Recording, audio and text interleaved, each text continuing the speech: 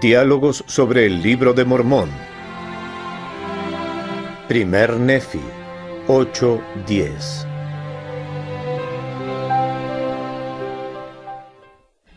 Bienvenidos nuevamente a los diálogos sobre las Escrituras de la Iglesia de Jesucristo de los Santos de los Últimos Días. Hoy continuamos el diálogo sobre el Libro de Mormón. Soy el profesor Terry Ball del Departamento de Escrituras Antiguas de la Universidad Brigham Young y me acompañan hoy 3 colegas. A mi izquierda está la profesora Gay Stradhern. Mucho gusto tenerla aquí, Gay. Gracias. También tenemos al profesor Paul Hoskisson. Siempre es un gusto tenerlo, profesor. Muy amable. Y finalmente tenemos al profesor Clyde Williams. Un gusto, Clyde. Gracias. Bien, hoy vamos a comenzar con el capítulo 8 del libro de Nefi. En esta parte del libro, Lamán, Lemuel y Nefi han regresado con Zoram y la familia de Ismael, y todos están juntos en el valle de Lemuel a orillas del río Lamán. Mientras están ahí, Dios decide darles alguna instrucción y lo hace a través de una visión maravillosa. Justo antes de recibir la visión, Nefi observa lo siguiente en su registro, que dice: «Y aconteció que habíamos recogido toda suerte de semillas de toda especie, tanto de granos de todas clases como de todo género de frutas. Dejaron en casa todo su oro, plata y sus posesiones, pero llevaron las semillas. Las necesitarán. En cuanto lleguen a la tierra prometida, tendrán que sostenerse de alguna manera y será mucho más fácil si siembran la cosecha que ya conocen.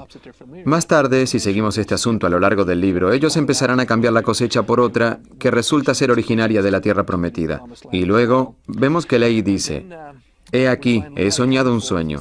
Es una manera interesante de decirlo. Nosotros diríamos: «Tuve un sueño». ¿Qué significado tiene la frase «he soñado un sueño»? Pues esta es una de aquellas frases en hebreo de las que hablamos en sesiones anteriores. El término técnico es objeto cognado, cuando el verbo y el objeto del verbo son la misma palabra. Así que en realidad decimos soñado un sueño. Esto es muy popular en toda escritura semítica, tanto en hebreo como en lenguaje de Babilonia y también en árabe. Pero en inglés no se usa mucho. Creo que los maestros de inglés sacarían puntos si usaran un objeto cognado como este. Aparece mucho en estos pasajes del Libro de Mormón. Es una evidencia de que, a pesar de que tenemos un compendio y una traducción al inglés, algunas reliquias antiguas de la lengua original aún aparecen en el texto y testifican de lo mismo que nos enseñó José Smith, que era una traducción de un registro que se guardó por un pueblo proveniente del Medio Oriente. Así que Ley se reúne con toda la familia y les dice que le preocupan Lamán y Lemuel por causa de esa visión. Y luego les cuenta esa visión. También quiero hacer un comentario sobre el lenguaje. Hemos mencionado estos hebreísmos y las cosas de las lenguas semíticas en el texto. Pero en el versículo 4 tenemos algo que solo se usa en inglés. No se usa en ninguna lengua antigua, y es la frase en inglés que significa «me pareció», la cual nos dice que José estaba buscando en el fondo de su vocabulario porque esa versión de «me pareció» es una frase antigua del inglés. Dejó de formar parte de la lengua antes de existir la versión del rey Santiago de la Biblia. Lo vemos en las obras de Chaucer y otros escritores ingleses de aquella época, pero ya no se usa en inglés y la gente no entiende su significado. A veces la gente lee esto y dice, es mala gramática. En realidad es buena gramática de aquella época. Sucede esto 2 veces en el Libro de Mormón, y no creo que ni se vea en la Biblia del rey Santiago. José buscaba en su vocabulario para traducir esto. Mientras lo traduce, encuentra este término, y esta es la mejor frase que conoce para traducir lo que estaba escrito en las planchas. Es similar a las palabras medianas de griego. No pretendo ser demasiado técnico en el tema, pero ninguna de las lenguas semíticas tiene algo parecido. Es completamente inglés lo que se ve aquí. Interesante. Quizás debemos resumir brevemente lo que vio Ley en la visión. Clyde, ¿quisiera darnos una versión resumida de la visión? Pues, por supuesto, encontramos a Ley caminando en un desierto oscuro y lúgubre por varias horas, y eso parece ser la experiencia de pasar por el mundo. Puede que represente las tentaciones del mundo, como dijo el presidente Benson. Y luego él ve un árbol en la distancia, ve el río de agua, ve la barra de hielo, y el sendero, y el edificio grande y espacioso, y el vapor de tinieblas. Él ve todos estos símbolos que tienen significado e importancia. Y esto realmente llega a ser el fundamento para cualquier época o período. No solo la de Ley, sino la nuestra también. Pero podemos imaginarnos en esa visión y nos preguntamos, ¿Dónde estamos nosotros en medio del simbolismo que él ve? No usa mucho tiempo en interpretársela a sus hijos, lo cual es obvio porque Nefi tendrá que orar y recibir su propia revelación para entenderla mejor. Pero, ¿qué se supone que Ley esperaba que entendiéramos Lamán, Lemuel y nosotros al relatar su visión? Me parece importante entender algunos puntos principales y la estructura. Él empieza al final del versículo 4 diciendo, «Me pareció ver en mi sueño un desierto oscuro y lúgubre». Esto prepara el escenario para todo lo subsiguiente, porque empieza siendo un desierto oscuro y lúgubre. Pero antes de todo eso, antes de pasar ese desierto oscuro y lúgubre, se le acerca un hombre vestido con un manto blanco y le dice, «Sígueme». Al seguirlo, Ley se encuentra en el desierto oscuro y lúgubre, como dice al final del versículo 7, pero ya no está ese hombre. Y está ahí mucho tiempo. Está ahí mucho tiempo en el versículo 8, y la única manera de salir de esa oscuridad es orar. Esa será la gran enseñanza que Ley trata de dejarnos. Supongo que Lamán y Lemuel debieron recibir este mensaje. No sabemos si lo recibieron o no, pero si nos encontramos en la oscuridad, tenemos que orar. Es la única manera de salir. Y al orar, Ley se da cuenta en el versículo 9 de que está en un campo grande y espacioso. Probablemente esto represente la mortalidad. Él pasa por el desierto oscuro y lúgubre, la mortalidad, y no puede ver bien. Luego ora y empieza a verse todo a su alrededor. Ve el campo espacioso, el árbol, el fruto, va hacia allí y lo come. Más tarde vamos a aprender sobre eso cuando lleguemos a las secciones en las que Nefi recibe una visión suya. Y porque el fruto es tan rico, él desea que su familia también lo coma. Así que mira desde el árbol y consigue ver a su familia. Primero, por supuesto, se ve a Nefi, Sam y a su esposa, y hace señas para que vengan, y ellos lo hacen. Entonces ve a Lamán y Lemuel. Ellos están muy lejos en la distancia y no vienen. Luego comentan los versículos 19 y 20 sobre la barra de hierro y el sendero estrecho. Y todo eso conduce al árbol desde lejos. Y ve lejos, más allá de todo eso, más allá de la fuente, un campo grande y espacioso como si fuera el mundo mismo. Así que es un campo grande y espacioso diferente al que Ley atravesó al principio, el mismo en el que se había encontrado con el hombre vestido de blanco. Y lo que ve allí es mucha gente que trata de salir de ese lugar, el campo que es parecido al mundo, para cruzar ese campo grande y espacioso que él atravesó al llegar al árbol. A lo largo, ellos quieren aferrarse a la barra de hierro, quieren emprender el viaje. Y en camino surge el vapor de tinieblas en el versículo 23. Así que no ven hacia dónde van. La única manera de llegar al árbol es aferrarse a la barra y seguir el sendero. Es un mensaje para Lamán y Lemuel. Así es. Y algunos toman la barra, otros la siguen tomando y otros no. Algunos llegan al árbol, pero luego se alejan. Otros llegan al árbol y se quedan. Y otros nunca llegan a la barra. Andan errantes en el vapor de tinieblas, nunca oran y nunca salen de esas tinieblas. Luego, por supuesto, algunos llegan al edificio grande y espacioso en el versículo 26. Y aprendemos más adelante qué significa concerniente al mundo. Pero creo que hay algún principio fundamental aquí acerca de nosotros, acerca de nuestro papel en este sueño del mundo y la vida premortal, y cómo tratamos de llegar al árbol. Escuché a Clay hablar de eso, quiero escucharlo nuevamente. ¿Quién es esa gente? Algunos llegan al árbol, otros no, y algunos se alejan. Bueno, me parece que hay 4 grupos de personas que encontramos aquí. O sea, veo yo 4 grupos, y también es importante que reconozcamos que a mi parecer esos 4 grupos coinciden con la parábola del sembrador y los 4 tipos de tierra. Así que a medida que vamos analizando estos grupos, vemos cómo ellos coinciden con los 4 tipos de tierra. Lo que me interesa en particular, y luego podemos regresar al tema para ver otras cosas específicas, son los 2 grupos que llegan al árbol. Veo aquí un lenguaje semejante en ambos casos.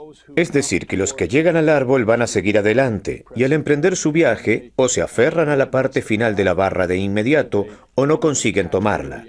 En otras palabras, empiezan a ver las diferencias. Así como en los versículos 21 y 22, vemos a esa gente que sigue adelante y emprende su viaje, y aquí me detengo para preguntarles a mis alumnos, ¿hay algún problema con este grupo? Ellos suelen responder, no, no tienen ningún problema. Después les digo que si soy un empleado de un parque temático, el parque del árbol de la vida, digamos, tengo unas preocupaciones graves. Y grito que tomen la barra. Por supuesto, al leer el próximo versículo empieza a surgir el vapor de tinieblas. Y los de este grupo no tomaron la barra, así que se perdieron. Eso queda bien claro, pero al llegar a los versículos 24 y 25, vemos otro grupo que hace lo mismo, el seguir adelante. En este caso, ellos toman la parte final de la barra de hierro y logran atravesar el vapor de tinieblas a través de la barra, y luego llegan al árbol de la vida y comen el fruto y se avergüenzan. Vemos en el versículo 30 el otro grupo que sigue adelante y toma la barra de hierro con firmeza y llegan al árbol, comen el fruto y no se alejan. Es decir, al final del versículo 33, cuando surgieron las burlas, no les hicieron caso. Me preguntaba por qué eran diferentes y pensé en nosotros, los santos de los últimos días. Estamos llegando al árbol. O sea, así lo creemos. Entonces la pregunta es, ¿cómo puedo saber si soy uno de los que se aleja o no? Y me parece que hay tres razones diferentes, tres cosas que suceden aquí. La primera es cómo tomamos la barra. Tomar versus asidos a la barra. El tomar aquí debe implicar que, y Eldel Bednar habló de esto hace un tiempo, tal vez sea cuestión de tomar así con los dedos de esta manera, en lugar de tomarla con toda nuestra fuerza. Tal vez tengamos el deseo de soltarla para buscar algo al lado, pero que no la soltemos por completo. Uno puede tomar la Santa Cena, pero sin ningún sentimiento profundo ni una actitud genuina en cuanto a ella. Es algo parecido a la frase sobre el deber de deleitarse en las palabras de Cristo hasta el fin, en vez de probarlas un poco. No es picar ni mordisquear, exacto. Así que tomarse no es suficiente. Sí. Y la segunda diferencia es cuando ellos llegan al árbol. O sea, ese otro grupo que sigue adelante, se caen. No creo que sea por el cansancio, sino que se caen porque comprenden el valor de lo que recibieron al llegar y la presencia divina en la que están, porque efectivamente el árbol representa a Cristo, como Nefi nos mostrará claramente en los capítulos 10 y 11. Y por supuesto la tercera y la más obvia de las diferencias es cuando vienen las burlas, las persecuciones o las pruebas, la gente a la que no le importó tanto, que se alejó. Y a los que les importó más, los que entendieron el valor de la expiación y el fruto precioso que recibieron, ellos no hacen caso de las burlas porque saben lo que en realidad es más importante. Me encanta esa frase, no les hicimos caso. Creo que hay una gran lección allí para nosotros. Todos estamos en el mundo, siempre hay dificultades, siempre habrá quienes pretendan jalarnos en direcciones opuestas, pero al enfocarnos en el Salvador, en su expiación como lo hace este grupo, entonces llega a ser un detalle pequeño. Y llega a ser más fácil el no preocuparnos en lo que ellos piensan y lo que hacen. No les hacemos caso. Me parece una declaración muy poderosa la de Lehi, Nefi y su familia. ¿Puede comentar algo más sobre las cuatro tierras y cómo ellas se relacionan? Porque me parece que en este último grupo del que usted acaba de hablar, ese representa la tierra buena que produce muchos frutos. Y luego dice el segundo que... En el capítulo 13 de Mateo, al mirar esos cuatro tipos de tierra y hablar de ellas, voy a buscarlo rápidamente. En este capítulo tenemos esos cuatro tipos de tierra. Y no quiero gastar demasiado tiempo en esto, pero en este caso de las semillas, bien, las tomaré en su orden. En el versículo 4 del capítulo 13 de Mateo, tenemos la semilla que cayó junto al camino, y esta representa a la gente que se dirige al edificio grande y espacioso y nunca consigue arraigarse. De hecho, en la parábola del sembrador, se pensaba que iba a arraigarse, pero se pisotea y se deja polvorienta por el camino. También vienen las aves para recogerlas antes de poder arraigarse. Esa gente allí que nunca se dirige al camino es la misma que se fue hacia el edificio espacioso, así que coincide con ese grupo. El segundo grupo será el de la semilla que cae por pedregales y la tierra pedregosa. A principios de la primavera, cuando sembramos las semillas en la tierra pedregosa y en la tierra fértil, no conocemos la diferencia. Pero al llegar el calor del verano, las que no se han arraigado o las que se plantaron por pedregales, aquí vemos que no tienen raíces y se marchitan. Así que esta es la gente que apenas toma la barra. Vemos que no tienen suficientes raíces para realmente seguir adelante en los momentos difíciles. Esa gente que se encuentra bien cuando están en las buenas, pero luego al presentarse una gran prueba o desgracia, se marchita y se muere al igual que la semilla. El tercer grupo sería el de los espinos, y en el versículo 7 aprendemos de la parábola del sembrador que los espinos simbolizan las preocupaciones del mundo.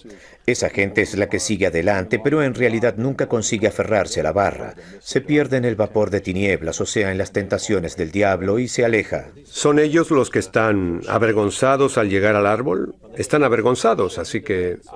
No, yo diría que ese grupo coincide con la semilla por los pedregales. En otras palabras, no tienen raíces suficientes y cuando los demás se burlan de ellos, les hace falta un fundamento firme y se avergüenzan. Y el otro, por supuesto, es el de los espinos porque tiene paralelismo con las preocupaciones del mundo y las tentaciones del diablo. Ellos son los que no se aferraron a la barra. Son los del versículo 21 y 22 del primer Nefi capítulo 8. Y el más obvio, el de la tierra fértil, es el que representa a la gente que sigue adelante leales a la fe. Lo que me parece interesante es que estas representaciones literarias provienen de la misma fuente, el Señor. Él acaba de usar dos parábolas completamente diferentes. Sin embargo, enseña el mismo principio. Algunos creen que lo inventó José Smith. Yo no lo creo. La invitación es para nosotros, y de ley a sus hijos, y es para que miremos esos grupos y tierras diferentes y nos preguntemos, ¿dónde estoy? ¿Dónde quiero estar? ¿Qué es lo que tengo que hacer para llegar a donde debo estar? En el capítulo 8, luego de explicar su visión, en el versículo 37, Ley les exhorta, o sea, a Lamán y a Lemuel, con toda la ternura de un padre. Si uno es padre, entonces se identifica con eso.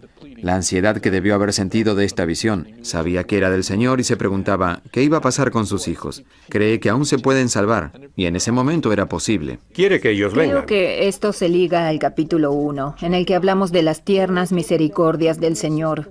Con una perspectiva grande, eso es lo que nos enseña el libro de Mormón y debemos aprenderlo. Y de alguna manera vemos que Ley es un símbolo del Padre esforzándose con sus hijos y también con las tiernas misericordias. Así que vemos una pequeña representación de la grandeza del libro de Mormón. Es parecido a, otra vez en el capítulo 1 del primer Nefi, la idea de mostrar cómo librarnos, y aquí vemos de pronto la destrucción de Jerusalén. Bien, ahora se puede librar de Jerusalén y vemos esto como una representación del mundo entero y se puede librar de él. No hay que dejarse agotar por estas cosas. Y Ley lo ve y trata de amonestar a la gente de Jerusalén. Él también pretendía avisar a su familia. De alguna manera, él trata de decirnos cómo lo ha hecho el Señor, que no tenemos que dejarnos destruir, no tenemos que terminar en el río de agua, ni terminar por el vapor de tinieblas, ni terminar en el edificio grande y espacioso, pero vamos a tener que venir a Cristo y comer el fruto del árbol y usar sus palabras para poder hacerlo. No quiero dejar esto sin decir algo más sobre el sueño mismo y algunas cosas que creo que nos enseña. Al principio, cuando Ley está en la oscuridad, ora para poder salir. Me parece una de las partes clave de todo esto. Si queremos salir de la oscuridad espiritual y nos hemos desviado en este mundo, tenemos que orar. Es la clave para salir de ella. Lo otro que me pareció muy profundo es que una vez que comió el fruto, puede ver las cosas que los demás no somos capaces de ver. Los que están en el vapor de tinieblas no pueden ver más allá de eso. Pero Ley sí puede ver. Y ve dónde ellos van. Y ve las cosas que el resto del mundo no es capaz de ver. Para mí es un reclamo para que nosotros le prestemos atención al profeta, porque él es capaz de ver las cosas que no vemos. Excelente, buena idea. No sabemos cuánto entendieron Lamán y Lemuel o lo que hicieron luego de escuchar eso. Lo que sí sabemos es lo que hace Nefi y se ve en el capítulo 10. En el 9 parece ser nota del redactor en la que Nefi dice: escuche, lector, acabo de compendiar unas cosas del libro de mi padre. A veces nos referimos a ese libro como el libro de Ley. Y ahora voy a relatar algo de mi cuento sobre lo que sigue en los próximos versículos. Así que él procede a decirnos qué es lo que presenció. Creo que el capítulo 10 es muy importante para ponernos en contexto de cómo Ley llega a esta visión. Muchas veces se nos enseña que el contemplar las Escrituras puede prepararnos para recibir revelaciones. Creo que hay algunas partes clave en el texto que sugieren que uno de los catalizadores de la visión de Ley es que estaba escudriñando las Escrituras. Notamos en el capítulo 5, cuando consiguieron las planchas y regresaron, ¿qué es la primera cosa que hacen? Dice el versículo 10, y los examinó desde el principio. Y se repite en el versículo 21, y los escudriñamos y descubrimos que eran deseables. Creo que el catalizador de esta visión es que estaba escudriñando las planchas. Pero se me hace que hay ciertas claves aquí que nos ayudan a entender aún más de lo que estudiaba Ley.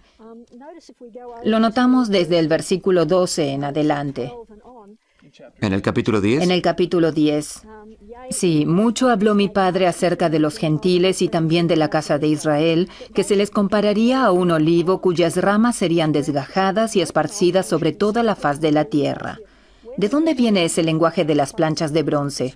Viene de la alegoría de Senos, ¿verdad?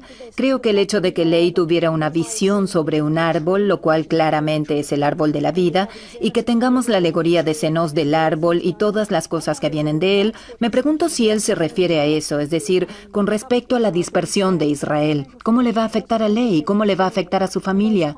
Ese tipo de preguntas para meditar son el catalizador para que él pueda recibir esta visión. Qué hermoso. Y al llegar a ese punto, usted mencionó que probablemente hubiese estado leyendo esa alegoría y recalcando algunos elementos de ella, porque tal vez lo leyó en las planchas de bronce. También en el capítulo 10, después de hablar de la destrucción, después de salir de Jerusalén, no se destruye Jerusalén hasta unos años más tarde. Así que cuando él habla de la destrucción de Jerusalén, en el versículo 3, la ve en una visión. Es decir, sucederá, aún no sucedió. Pero una de las cosas que le da mucho gozo a Ley en medio de todo eso es lo que menciona en el versículo 4. El Señor levantará a un profeta entre ellos semejante a Moisés. Este es un resumen de los versículos 15 al 19 del capítulo 18 de Deuteronomio. Así que no solo involucra la alegoría del olivo, sino que involucra Deuteronomio. Entonces en el versículo 8 está resumiendo el versículo 3 del capítulo 40 de Isaías, y habla de Juan el Bautista, y lo que hará por el Señor. Así que Ley ha leído las planchas, las comprendió, si ya no lo hizo antes de recibir las otras planchas. Y Nefi trata de presentarnos todo este material para darnos algún contexto de lo que pasa. Las visiones debieron haber venido de leer las Escrituras y debieron haber sido bastante detalladas si consideramos cuántos detalles se dan cuando él repasa la historia de lo que sucederá. Así que en el versículo 3 del capítulo 10 vemos que explica claramente la cautividad de Babilonia y luego el regreso de esa cautividad. Entonces vemos el nacimiento del Mesías en el versículo 4.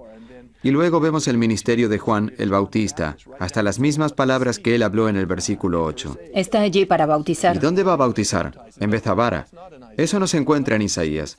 Debió haberlo visto desarrollarse y lo reconoció, porque ese fue el lugar, y reconoció ese mismo lugar. Él bautizaba en Bethbara. Y luego vemos el testigo del Espíritu Santo cuando se bautiza a Jesucristo, después en su crucifixión y finalmente en su resurrección, y también con su pueblo.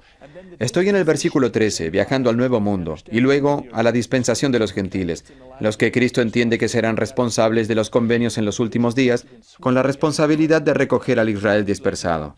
Esta visión debió ser muy profunda y con muchos detalles, según se describe. Y esta solo es una introducción a cómo Nefi pasará a los capítulos 12, 13 y 14. Bueno, lo que nos enseña Ley es tan poderoso que a Nefi no le basta que su padre se lo explique. Así que él dice en el versículo 17... Y aconteció que después que yo, Nefi, hube oído todas las palabras de mi padre concernientes a las cosas que había visto en su visión.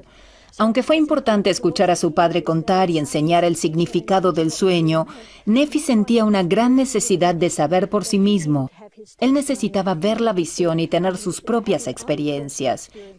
Y cuando dice en el versículo 19, porque el que con diligencia busca, hallará, y los misterios de Dios le serán descubiertos. Con este contexto aquí, creo que el dilema para él es el deseo de conocer las cosas que vio su padre. Creo que eso es uno de los mensajes centrales al principio del libro de Mormón. Es decir, que Ley, claramente, es el profeta de la familia, es el líder de la familia. Recibe visiones, recibe revelaciones. Normalmente para muchas personas en el mundo eso bastaría. Pero lo que enseña el libro de Mormón es que también nosotros podemos recibir revelaciones y visiones del Señor. Y Nefi es el mejor ejemplo de ese principio. Cuando su padre recibe una visión en el capítulo 1, Nefi también quiere una. Cuando Ley recibe la visión del árbol de la vida, Nefi quiere conocerla. Cuando Ley habla de la vida del Salvador, lo cual se destaca muy bien en este capítulo, Nefi también desea conocerla. Quiere lo mismo, quiere esa revelación espiritual.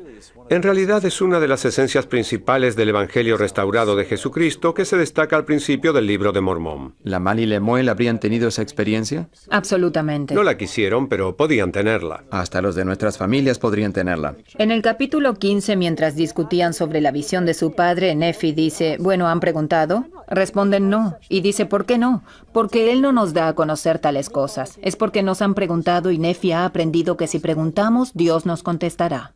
Muy bien. Así que, al terminar todo esto, Clyde, ¿cuál sería el mensaje final en los capítulos 8 al 10? Pues creo que aquí en el capítulo 10, versículo 18, hablando de Dios, porque Él es siempre el mismo, ayer, hoy y para siempre, y la vía ha sido preparada para todos los hombres desde la fundación del mundo, si es que se arrepienten y vienen a Él. En cierto sentido, ese es el tema aquí. Y si regresamos al capítulo 9, encontramos esa declaración que el Señor sabe todas las cosas. Desde el principio, por tanto, Él prepara la vía para realizar todas sus obras. Aquí le muestra a Nefi y a todos los que están dispuestos que esta realmente es la verdad, y esta experiencia del árbol de la vida es muy profunda. Llega a ser el fundamento, a mi parecer, sobre el cual se establece Ley y también Nefi más tarde. Y aunque no menciona los detalles específicos de la visión después de los capítulos 10 al 14, volverá a relatar lo que sucede con la gente y todo coincide con una sola perspectiva. Es cuestión de cómo usamos nosotros las Escrituras, qué hacemos con la palabra de Dios. Tiene una gran diferencia en nuestras vidas, en nuestros hogares, en nuestras familias y en nuestra sociedad. ¿Qué hacemos con Cristo? Eso será el tema principal del resto del libro de Mormón. Me refiero al árbol. ¿Vengo yo a Cristo? ¿En qué pienso yo? ¿Y cómo aplico la expiación en mi vida? Este es el mensaje aquí, y si lo tomo y lo uso y lo hago una parte íntegra de mi vida, entonces voy a tener lo que tiene más riqueza que cualquier otra cosa. Será una vida maravillosa. Aunque habrá desafíos, como Nefi seguramente podría testificar, y su hermano Jacob. Creo que es una analogía maravillosa para que aprendamos, y eso es lo que me parece importante a mí. Gracias.